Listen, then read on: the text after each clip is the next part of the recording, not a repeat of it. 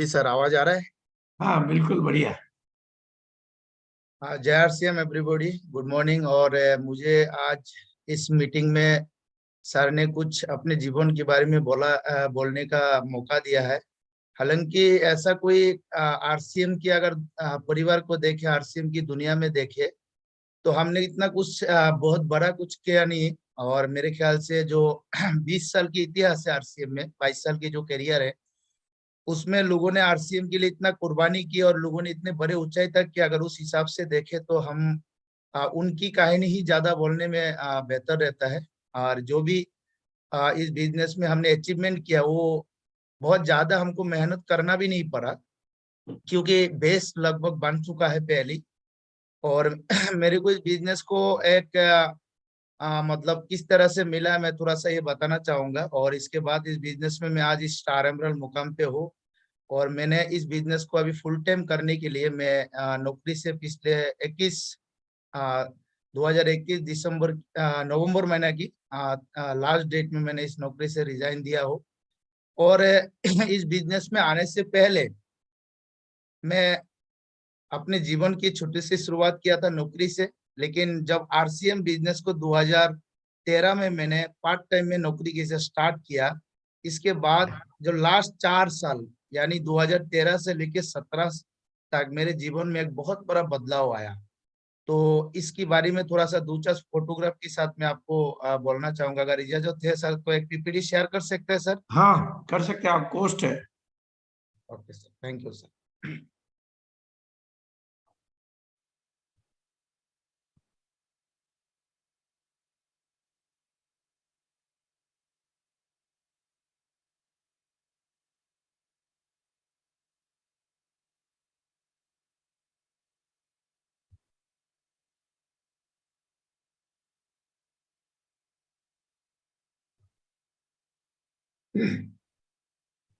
Yes sir, आ गया है। बहुत अच्छा, वेरी नाइस। यही हम देखना चाह रहे थे। जी सर, मैं आरसीएम से पहले मैं सीआरपीएफ में था। और लगभग मैं 21 साल नौकरी करके मैं इसी सीआरपीएफ से मैं रिटायरमेंट लिया हूँ। और सीआरपीएफ से आने से पहले मैं थोड़ा सा डिटेल में आपको बताता हूँ। सीआरपीएफ से आने से पहले मैं पिताजी के साथ खेतीबाड़ी करते थे और कृषक परिवार से था। और फिर मैं वहां से सपने देखा कि मुझे फोर्स में जाना है। और सन 2001 में मैंने फोर्स में ज्वाइन किया। क्योंकि होता है ना, इंसान मेरे ख्याल से जो चीज को दिल से सोचता है वो हो ही जाता है। और हम लोग गांव के थे और खेतीबाड़ी करते थे, खूब मेहनत भी करते थे। तो हम लोग जो फोर्स में इंटरव्यू देने के लिए गया, तो पहले हम लोग इतना मेहनत कर चुका था कि इंटरव्यू भी हमको कोई ज्यादा हार्ड नहीं लगा। दौड़ने के लिए बोला, हमने दौड़ा, भागने के लिए बोला, भागा। क्योंकि हम लोग गांव में शुरू से मेहनत करते थे। और कहते हैं कि अगर समय से पहले आप कोई भी काम को मेहनत से करेंगे तो आगे का काम आपके लिए आसान हो जाता है। शुरुआती में हम अगर आरसीएम में आते हैं, हमको जो जो हमारा अपलाइन मेरे ख्याल से बात बताता है, अगर उसको हमने हल्का में ना लेके सीरियस करे तो आगे जाके हमारा रास्ता बहुत आसान हो जाता है। तो मैं 2021 में मैं रिटायरमेंट लिया, क्योंकि मैं नौकरी भी मुझे मिल गया था। इसके बाद नौकरी में जाने की बाद भी हमने जो एक उच्च है ना, जैसे कोई एक बड़े सपने के साथ कोई काम को शुरुआत करते हैं। और जब हम नौकरी में गया, 2 4 5 10 साल तक निकाल चुका है नौकरी, ख्वाब बड़े बड़े देखे थे, लेकिन वो पूरा नहीं हो पा रहा था जो हमने देख के गया था। लेकिन हाँ, अगर देश सेवा की बात करें तो हम इस सोच के साथ इस नौकरी को कर रहा था, क्योंकि जीवन में जो बदलाव था वो तो नहीं हो रहा था। लेकिन हम लोग ये सोच रहा था कि देशभक्ति के हिसाब से हम नौकरी को किया जा सकता। और इस जुनून के साथ हम लोग नौकरी को कर रहा था। अगर वहां हमारा सैलरी भी बंद कर देते तो भी हम उस नौकरी को करते, क्योंकि वहां पर हमारा एक अलग से लगाव हो गया था। आमतौर पर आजकल लोग नौकरी करते हैं पैसे के लिए, लेकिन हम लोग एक्चुअली उस टाइम नौकरी पैसे के लिए नहीं किए थे, पैसे के साथ साथ एक देश सेवा भक्ति के साथ किए थे। लेकिन जैसे आगे बढ़ा तो हमको टेक्नोलॉजी की जमाना में हमको ऐसा लगा कि आज की डेट में नौकरी में हमारा कोई जरूरत नहीं है। क्यों? क्योंकि वहां पर अगर कोई दूसरे कंट्री से लड़ाई हो तो मेरे ख्याल से मेरे से ज्यादा मशीन की जरूरत पड़ने लगा। तो मैंने ऐसा दो चीज महसूस किया कि मेरा जरूरत कहाँ है और मैं क्या कर सकता हूँ जिसमें लोगों का भी भला हो और मेरे भी जीवन में कुछ भला हो सकता है। फिर मैं इस सोच के साथ हम लोग आगे बढ़ने लगा। और ये नौकरी का कुछ फोटोग्राफ है। मैं हिंदुस्तान की अलग अलग स्टेट में लगभग मेरे ख्याल से 27 स्टेट में मैंने ड्यूटी कर चुका था। और ड्यूटी करने के बाद दौरान मेरे को सन 2010 में एक व्यक्ति ने मेरे से 15,000 रुपया उधार लिया दिल्ली में। और जब लौटाने की टाइम आया तो उसने मेरे को 1,500 रुपया कम करके लौटा दिया और आरसीएम का किट थमा दिया, जो मैं शॉर्ट में आपको बता रहा हूँ। और उनका नाम था हिमांशु देवनाथ, जो सीआरपीएफ में ही था। हालांकि उन्होंने मुझे ज्वाइनिंग करा के वो काम छोड़ दिए, क्योंकि उनको पूरा कॉन्सेप्ट क्लियर नहीं था, जो भी कारण में उन्होंने छोड़ा। लेकिन मुझे इस आरसीएम का किट थमा दिया। जैसे उन्होंने मेरे को आरसीएम का किट थमाए और मैं जब घर में जाके इसके बारे में मैं अपने फैमिली को बताया, तो आपको आमतौर पता है कि जब हम लोग आरसीएम के बारे में लोगों को बताते तो क्या हालत होता है। तो मेरा भी वही हुआ, मेरा फैमिली नाराज हो गया कि आपसे 1,500 रुपया कोई ले गया। और इस तरह से एक घर पे, और जो दोस्त था मेरे घर पे आता था, उनको घर पे आने के लिए मना कर दिया था मेरा वाइफ ने कि आप उनको मत लाइए, क्योंकि ये सब चीजों पे आपको नुकसान कर देगा। लेकिन इस दौरान मैंने आरसीएम की एक पिकअप सेंटर अपने कैंप के सामने ही देखा। ये दिल्ली कालका जी की बात है। जब वहां पर पिकअप सेंटर देखा तो मैंने ऐसे ही घूमने के लिए चला गया था, क्योंकि आरसीएम का कार्ड मुझे मिला था। तो मैं चला चलो देख के आते। तो वहां पर जब गया तो दिल्ली में एक शानदार लीडर है, उनका नाम लेना चाहूंगा। उनका नाम डॉक्टर अर्जुन यादव। उन्होंने मेरे को एक मीटिंग के लिए इनवाइट किया था। डिटेल में नहीं बताऊंगा, टाइम है कम है। तो मैंने मीटिंग में वहां पर गया और इस बिजनेस के बारे में मैंने जानने की कोशिश किया। वो मीटिंग था मिस्टर सचिन अग्रवाल का, और मैंने इस मीटिंग में एंट्री की दौरान मैंने देखा वहां पर काफी भीड़ था और टिकट भी ले रहा था गेट से। मैंने मीटिंग एंट्री किया, मीटिंग देखा, तो मुझे अच्छा लगा। जो भी कुछ चीज बात मुझे समझ में आया, तो मैंने डिसाइड किया चलो इस बिजनेस को आ, पैसे के लिए ना किया जाए, लेकिन ये हेल्थ की मामला में काफी सारे बातें बता रहा था, अपने सामाजिक कई सारे ऐसे बात किया था जो मेरे को अच्छा लगा। तो मैंने इसको करने की एक डिसीजन लिया। इसके तुरंत बाद मेरे को और एक मीटिंग में जाने को मौका मिला। मेरे ख्याल से सर को याद भी नहीं होगा, वो दिल्ली रोहिणी में था, डीसी सर का प्रोग्राम था। तो मैं सर के लिए एक बार जोरदार ताली चाहूंगा। आज सर ने ही मेरे को बोलने का मौका दिया, लेकिन मैं कभी सोचा भी नहीं कि ऐसा दिन भी आएंगे। तो रोहिणी में था वो प्रोग्राम में। वहां पर सर ने एक संकेत दिए कि कितने लोग ऐसा है जो नौकरी करते हाथ उठाई। तो मैं एक पिलर के पीछे बैठा था। अगर वो फोटोग्राफ आज होता तो कितना बढ़िया होता। तो जैसे ही बोला कितना लोग नौकरी करते हैं, मैंने एकदम तुरंत हाथ उठा दिया, क्योंकि मेरे को, क्योंकि आमतौर पर नौकरी वाला आदमी को ऐसा लगता है कि वो बहुत बड़ा काम करते हैं। जब तुरंत हाथ उठाए तो पहले तो सर ने एक बार ताली बजवाए हमारे लिए, इसके बाद बोला ध्यान से देखो इस चेहरे पे, ये लोग नौकरी पे आए, मुझे पता नहीं किस नौकरी पे है, कैसे क्या करते हैं, लेकिन एक बात की पक्का मैं गारंटी देता हूँ, ये नौकरी कर रहे हैं, भूखे कभी मरेगा नहीं और ये कभी अमीर बनेगा नहीं। तो जब ऐसा बोला मैंने फिर तुरंत बैठ गया। हम बोला, मन में लगा तारीफ करने के लिए खड़ा किया था, इंसल्ट करने के लिए खड़ा किया था, लेकिन आगे जो कुछ शब्द उन्होंने बोला, इससे हम लोग को वहां पर एकदम ताबड़तोड़ कर दिया। उन्होंने, सर ने बोला कि जो लोग अपने प्रॉब्लम की वजह से कोई काम करते हैं वो जिंदगी में कभी सफल नहीं होता, और जो लोग दूसरे की प्रॉब्लम पे काम करते हैं वो सफल हो जाता है। तो मेरे ख्याल से मैं नौकरी में अपने प्रॉब्लम सॉल्व करने के लिए गया था, किसी का प्रॉब्लम सॉल्व नहीं हो रहा था वहां पे। तो ऐसा बहुत सारे बातें बोले। वो बात मेरे को एक एक एकदम तीर की तरह, जैसा होता है ना बंदूक की गोली और नेटवर्क की गोली। तो सर ने जो जिस तरह से बॉर्डर में गोली चलता है, ऐसे हम लोग को वहां पर एक की बात हम लोग को वहां पर बातें बोले। वो बात दिल में और जहन में ऐसे पड़ा कि हमने आज तक आरसीएम की मीटिंग मिस नहीं किया। तो इस तरह से मन में एक आग लगा बिजनेस को करने में थमा। ऐसे बहुत सारे चीजों हमने इस बिजनेस को करने के लिए डिसीजन लेके हम आगे बढ़े। थोड़ा बहुत समस्या आए, अगर नौकरी की बात करें, अपने जीवन की बात करें, उस समस्या के सामने आरसीएम में लोग बोलते हैं कि बाहर जाने में डर लगता है, लोगों से बात करने में डर लगता है। ये सब उन लोगों के लिए होता है जो नए लोग आते हैं और वो कभी घर से बाहर नहीं निकाला, क्योंकि हम लोग ऑलरेडी फोर्स में था, घर से बाहर पहले निकल चुका था, बॉर्डर में रह के ड्यूटी करता था, बर्फ में, पानी में, तूफान में हम लोग पहले घूम चुका था। तो वहां पर छोटे से अमाउंट के साथ जब हम इतनी सारे काम करना पड़ता था, लेकिन आरसीएम में आने की बात देखा कोई काम ही नहीं है। इतना हल्का काम है कि प्रोडक्ट खाना, उसके बारे में लोगों को बताना, तारीफ करना। मैंने देखा कि जिंदगी में अगर आसान काम हो तो आरसीएम जैसा बिजनेस, और इस काम को करने के लिए तो कोई मेहनत ही नहीं है।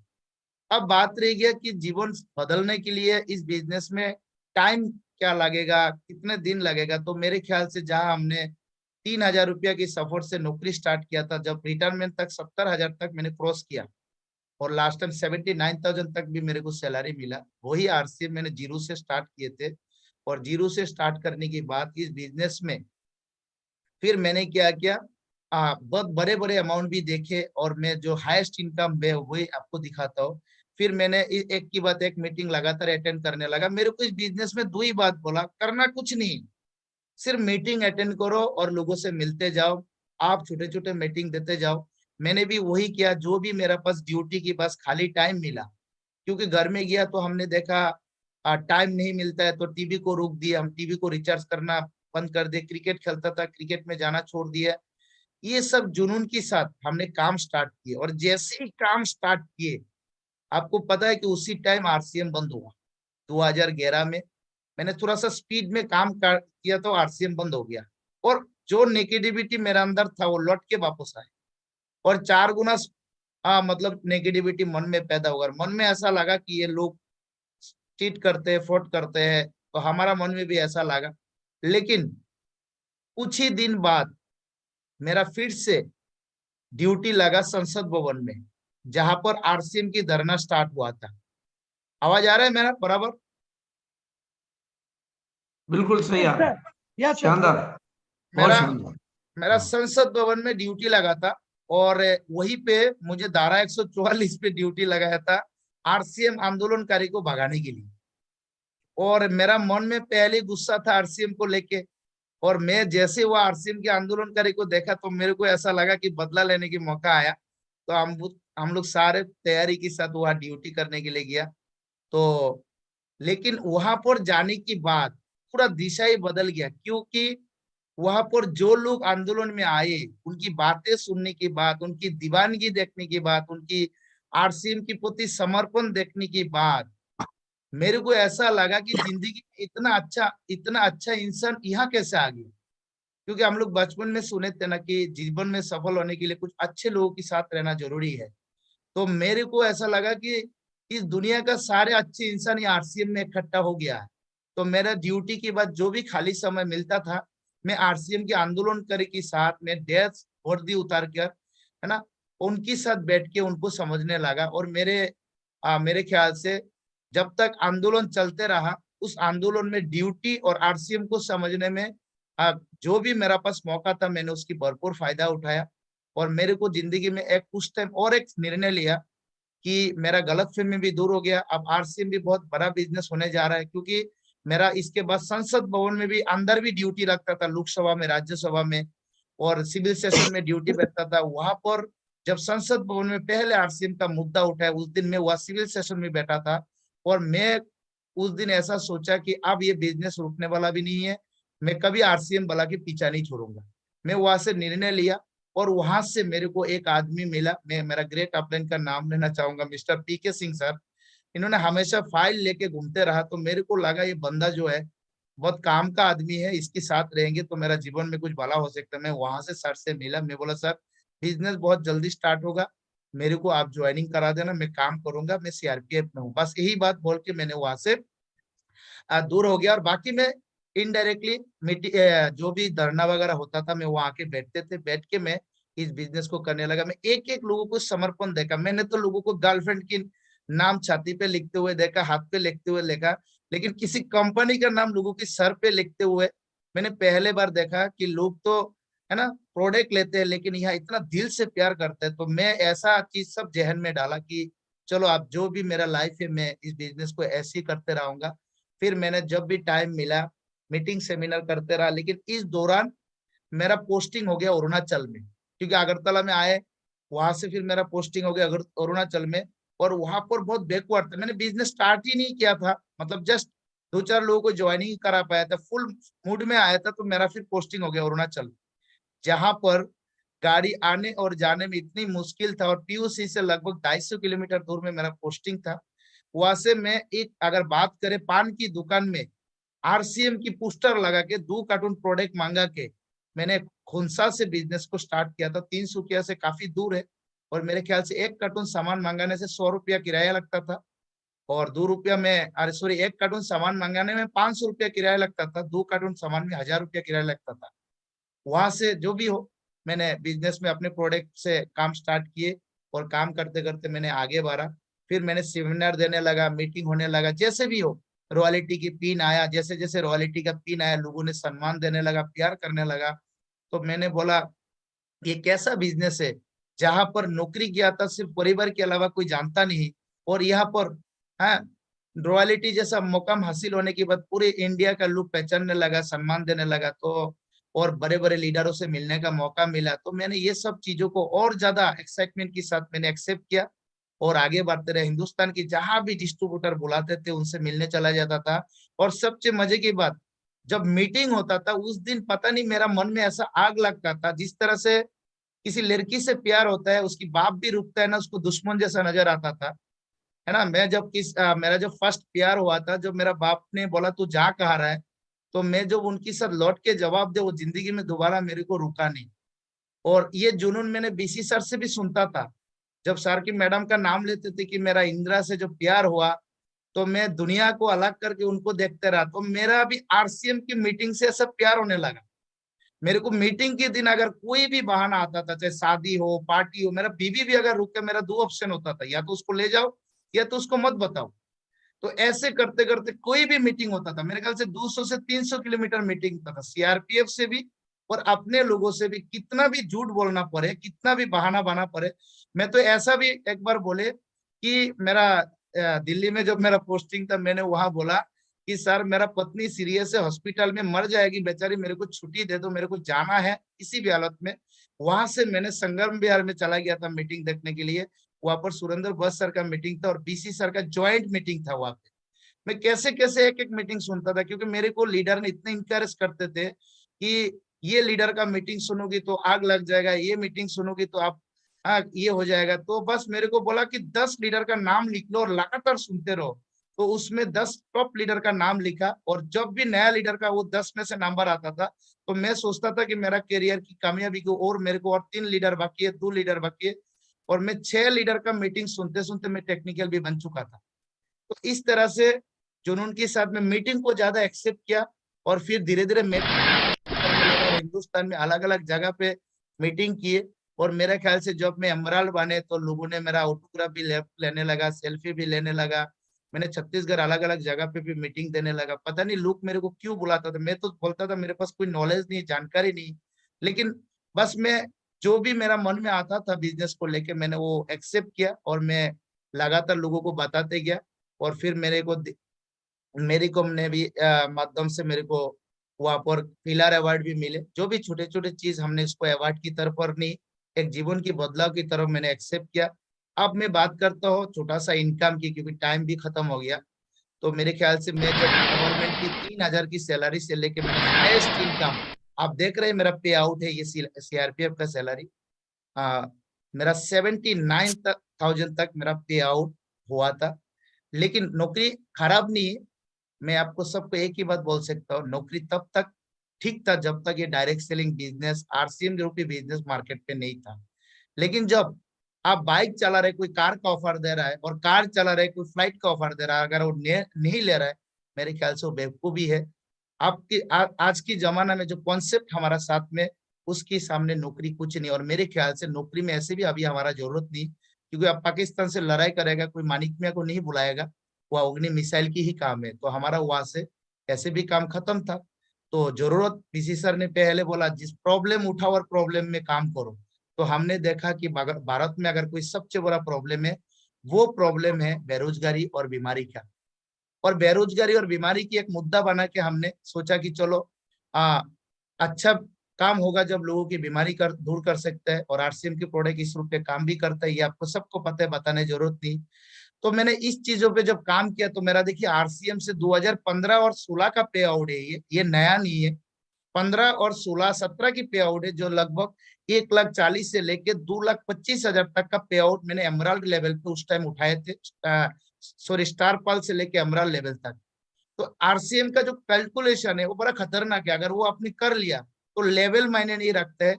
आप दोनों लेग को पकड़ के जिस साइड से आपका बिजनेस का कैलकुलेशन बढ़िया बनता है।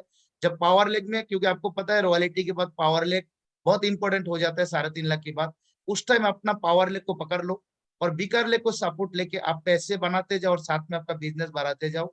इस तरह से मैंने कैलकुलेशन को भी बढ़िया समझा और फिर मैंने पे आउट भी अच्छा उठाया। और जब मैंने एमराल्ड बने, स्टार एमराल्ड बने सॉरी, तो मेरा जो हाईएस्ट पे आउट था 3,44,000 का। आप मजे की बात बताओ, उस टाइम में ऐसी जगह पे कश्मीर में ड्यूटी था, हाँ, 10,000 से ज्यादा आधार बैंक में उठा नहीं सकता था। मैंने इस पैसा को उठाने में मेरे को 30 दिन लगा, क्योंकि हर दिन 10,000 निकालता था।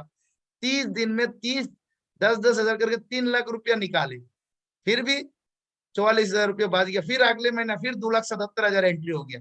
तो मैंने बोला यार ये बिजनेस तो ऐसा है कि जीवन में कभी किसी चीज का प्रॉब्लम नहीं आएगा। तो मैंने फिर स्टार एमराल्ड पिन में अभी मैं उतार चढ़ाव है, कभी थोड़ा कम हो जाता है, कभी ज्यादा हो जाता है, लेकिन अभी रूबी की तैयारी है। मेरे ख्याल से अगले 2-3 महीना में एक बड़े अचीवमेंट के साथ में आएंगे। और आज की मीटिंग में सर ने जो मेरे को मौका दिया, तो मैं भी चाहेंगे कभी ऐसा मौका मिले, मैं इस स्टोरी से अगले स्टोरी बताने के लिए मैं खुद को प्रिपेयर करूं। और मैं इस तरह से एक छोटे से घर से बिजनेस स्टार्ट किया था। ये मेरा घर था 2013 तक मैं इसी घर में रहता था। नौकरी से पहले पिताजी का ही बनाया हुआ था। अगर मैं नौकरी करते रहता तो मेरे ख्याल से इसको बस ईटा में बदल देता, मिट्टी को, इससे ज्यादा मैं कुछ नहीं कर सकता था। लेकिन मैं इसी मौका से मैंने आरसीएम स्टार्ट किया। और मेरे ख्याल से सिर्फ 4 साल में मैंने पहला बाइक खरीदा आरसीएम की इनकम से। क्योंकि हम लोग सीआरपीएफ में सैलरी में जब आए थे उस टाइम इतना शरीफ थे, शरीफ भी बोल सकते, ईमानदार भी बोल सकता। हम एटीएम भी घर पे दे देता था, पापा उठाते थे पैसा, हमको खर्चा के लिए देते थे। तो बाइक तो दूर की बात है, हम अपने एक मोबाइल तक भी लेने के लिए परमिशन लेना पड़ता था। लेकिन फिर 2013 में हमने, क्योंकि लाभ मेरी शादी किया, तो वह तो वो भी नसीब में नहीं हुआ। आमतौर पर नौकरी वाला एक उम्मीद करते हैं कि शादी में एक बाइक मिल जाएगा, तो लाभ मेरे इसमें तो दूर दूर भी ये मिलता नहीं था। तो फिर हमने आरसीएम से पहला इनकम रॉयल्टी से एक पल्सर बाइक खरीदा था, वो भी सेकेंडर में।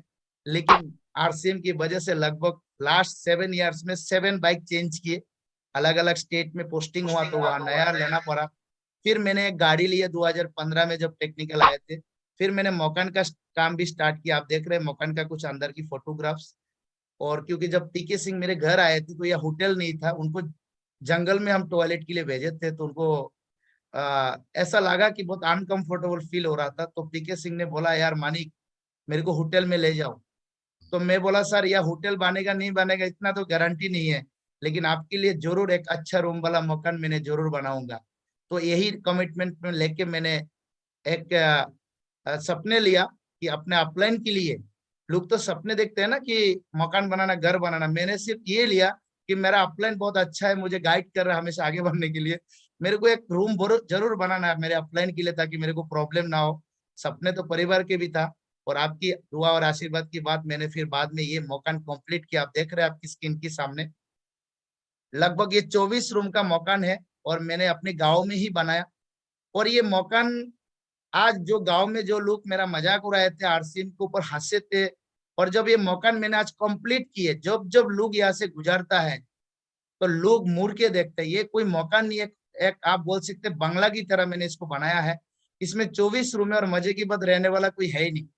और लोग बोलते हैं आरसीएम क्या देते हैं, मैं सिर्फ एक ही बात बोलते हैं, ऊपर से नीचे तक देख लो यही आरसीएम ने मुझे दिया। आपको देखने में फोटो जैसा लग रहा है, लेकिन रियल में मेरा फेसबुक में एक एक रूम का एक एक जगह का फोटो मेरा डाला हुआ है। और ऊपर का रंग बाकी था, तो बाकी का अभी लास्ट, अभी पिछले 15 दिन से पेंटिंग चल रहा है, जो बाहर का पेंटिंग था वो कंप्लीट होने के बाद आपको एक शानदार घर मिलेगा फोटोग्राफ में। और ये पेंट चल रहा है अभी, आरसीएम की रंग से मैंने रंगना शुरू कर दिया, बाकी अंदर का काम ऑलरेडी पहले कंप्लीट हो चुका था। ये मेरे को आरसीएम ने दिया है। तो मेरे ख्याल से आगे क्या देगा हम उम्मीद नहीं कर सकता है। इस बिजनेस में समंदर है, और समंदर में कितना भी आप ले लो वो कम ही है। और हम लोग को जो भी बात बताते हैं उसमें हमको अमल करना चाहिए, क्योंकि दौलत तो विरासत से मिल सकता है, नाम कमाने के लिए अपनी काबिलियत को बढ़ाना पड़ता है। मैंने जो भी इस बिजनेस में सीखना मौका मिला सीखने का, मैंने सीखा। और मेरा ये छोटा सा परिवार है, ये मेरा वाइफ है और ये मेरा बेटी और ये मेरा बेटा है, छोटा सा एक परिवार है। और मेरा मम्मी पापा साथ में रहते हैं, हम लोग इतना सिंपल परिवार है, लेकिन आप देख रहे होंगे आरसीएम ने इससे ज्यादा हमको दे रहा है जितना हमको जरूरत नहीं है, और इससे ज्यादा हमको गाइडेंस मिल रहा है, जो हमको आगे बढ़ने की मौका मिल रहा है ना। आज कई लोग बोलता है, मैं किसी को पूछता हूँ, जैसे मान लीजिए बच्चा बेटे बाप को पूछते पापा आप इतना परेशान क्यों, बोलते खर्चा करके। और मेरा बेटी हमेशा मेरे को बोलते पापा आप इतना मुस्कुराते क्यों, मैं बोलते खर्चा करके। तो बोलती कौन सा खर्चा है कि कोई रोते हैं और कोई आगे बढ़ते रहता है। तो आने वाला जनरेशन को समझाना नहीं पड़ेगा खर्चा कहाँ से करना चाहिए, क्योंकि अब तो दुनिया बहुत चेंज होगा। आरसीएम जैसा कम बिजनेस कितना आगे जा चुका है। मेरे ख्याल से मीटिंग मेरा यही तक था और सर ने मौका दिया। आप लास्ट में जो मैं बात बोलना चाह रहा हूँ, ये देखिए, मेरा जो दोस्त था जिन्होंने मेरे को आरसीएम दिया था, वो फिर से मेरे साथ परसों से काम स्टार्ट कर दिया। अभी हम दोनों ने जस्ट सिलचर की स्टोर से, उस दिन मेरे को सर ने फोन किया था, मानिक थोड़ा मीटिंग में आ सकते हैं। मैं उस दिन मेरे तो मन कर रहा था उसी दिन बोल दो कि सर उसी दिन में आ जाओ, इतना मैं एक्साइटमेंट था। लेकिन मैं सिलचर था, और मजे की बात था वही दोस्त जिसने मेरे को आरसीएम दिया फिर से काम स्टार्ट किया इतने साल बाद। मैंने उनको बोला मैं आपके ऊपर कर्ज हूँ, क्योंकि आपने मेरे को आरसीएम दिया। बोले मैं आरसीएम में इस लेवल पे पहुंचा, लेकिन आपको आरसीएम स्टार्ट करना पड़ेगा, क्योंकि आप भी सीआरपीएफ में नौकरी आपका भी पूरा हो चुका है। मेरा जो बाकी जीवन है मैं आपके लिए करूंगा। जब मैंने ये बात उनको बोला, ये मेरा साथ घर से निकल चुका है। और कल भी हमने एक बहुत शानदार मीटिंग दी, और खुशी की बात है कल हमने इतना शानदार मीटिंग किया, उनका ज्वाइनिंग निकाल गया और 5-6 हजार का प्रोडक्ट भी लिया, बड़ा जूस में है। और मेरा दोस्त मेरे ख्याल से मीटिंग में भी आज आया है, उन्होंने कभी सुबह का मीटिंग भी नहीं सुना। तो मैंने बोला आज की मीटिंग मेरा नहीं आपका ही है, क्योंकि आपने मेरे को मीटिंग बिजनेस दिया, तो मीटिंग में भी है। और मेरे ख्याल से हम भी तो कमांडो के रूप में इस बिजनेस को करते हैं। और मैं कमांडो का मतलब है आपको पता है, कमांडो का मतलब है जब भी मुसीबत आ जाए अपने आप को समर्पण करना, कि कितना भी मुसीबत आ जाए खुद पे दाव पे लगा के वो काम को मंजिल तक पहुंचाना, उसको कमांडो बोलते हैं। इसलिए मैंने हमेशा अपने आप को पहले फोर्स का कमांडो रहा, अभी मैंने आरसीएम का कमांडो खुद को बनाया हो, इसीलिए क्योंकि मुझे पता है कि भारत में अगर जो सबसे बड़ा प्रॉब्लम है वो है बेरोजगारी और बीमारी। आप इस प्रॉब्लम को हाथ में ले लो, ये बीसी सर का ही स्लोगन है कि दूसरे की प्रॉब्लम को हाथ में लो। और मैंने देखा बेरोजगारी और बीमारी ये दूसरे की प्रॉब्लम नहीं, पूरे हिंदुस्तान की प्रॉब्लम है। मेरे ख्याल से अगर हिंदुस्तान की प्रॉब्लम समाधान करने के लिए आप उतर जाएंगे, तो हम सब मिल के आने वाला समय में खुद को, अगर हम वर्दी नहीं पहन पाए तो क्या बात हो गया, हम बंदूक हाथ में नहीं उठा पाए तो क्या बात है, हमारा अंदर तो वो जुनून है, जोश है कि वर्दी से ज्यादा, इस बंदूक से ज्यादा जो खतरनाक बीमारी देश में घूम रहा है, वो बीमारी को दूर करके आने वाला समय में इस महाक्रांति की, इस संघर्ष के इतिहास में एक बड़े रूप में बिना वर्दी का कमांडो का हम पहचान दिलवा सकते हैं। सब लोग मिलके अपने शपथ को, एक वर्दी को कमांडो मत सोचिए, अपने अंदर का जो जोश है, अपने अंदर का जो एक इच्छा है कुछ करने दिखाने का, वो इच्छा को एक कमांडो का नाम दीजिए। और आप सब मिलके इस मिशन को एक लगे करिए। मेरे ख्याल से हमारे पीछे ऐसे लोग हैं जो हमको कभी अलग नहीं होने देंगे, क्योंकि भीड़ से भले हम अकेले निकलते दोस्त, भीड़ से जब भले हम अकेले निकलते, आगे जाके देखो एक अनजान लोग आपको हाथ पकड़ के उठाते। आज जो बीसी सर मेरे को जानते हैं, मैं उस लायक है क्या, नहीं है ना। मैं अपने रिश्तेदार के बीच में जान पहचान रहने वाला व्यक्ति आज हिंदुस्तान में एक कंपनी का व्यक्ति मुझे पहचानने लगा, एक कंपनी का मालिक मुझे जानने लगा। इससे बड़ी बात क्या होता है। मेरे ख्याल से ये हाथ जो आरसीएम के रूप में आप अपलाइन से और डाउनलाइन से हमने पकड़ा है, कितना भी मुसीबत आ जाए हम इसको छोड़ना नहीं चाहिए। प्रॉब्लम तो आएगा, टूक झुक तो होगा, ये तो बाहर की दुनिया में और ज्यादा भी होते हैं। मेरे ख्याल से यही प्यार के साथ अगर हम लगातार काम करेंगे तो बहुत ऊंचाई तक जाएंगे। मेरा कोई स्टोरी तो इतना खास नहीं है, लेकिन मेरे को आरसीएम से बहुत मोहब्बत है, बहुत प्यार है। और मैं सुबह शाम दिन भर आरसीएम के लिए भागते रहता हूँ। और जब भी मेरे को कोई पूछता है सर एक मीटिंग के लिए आ सकता है, मैं एक ही बात बोलता हूँ, मैं सिर्फ आरसीएम करता हूँ। रात को 12 से लेके सुबह 12 बजे तक कभी भी मेरे को आरसीएम के लिए ही कॉल करो, अदरवाइज मेरे पास कोई और काम है नहीं। तो मेरे ख्याल से आज भी मैंने आरसीएम के लिए, कल भी मैंने आरसीएम के लिए। सर अगर इस तरह से मुझे सपोर्ट करेंगे तो मैं कोशिश करेंगे कुछ और बेहतर करने के लिए। और आप सभी के बीच में मुझे बोलने का मौका दिया, और इसीलिए मैं सबको, खास करके बीसी सर को और जो भी लीडर मेरे को समय देके सुना, उनको दिल से सैल्यूट। Thank you. जय आरसीएम सर।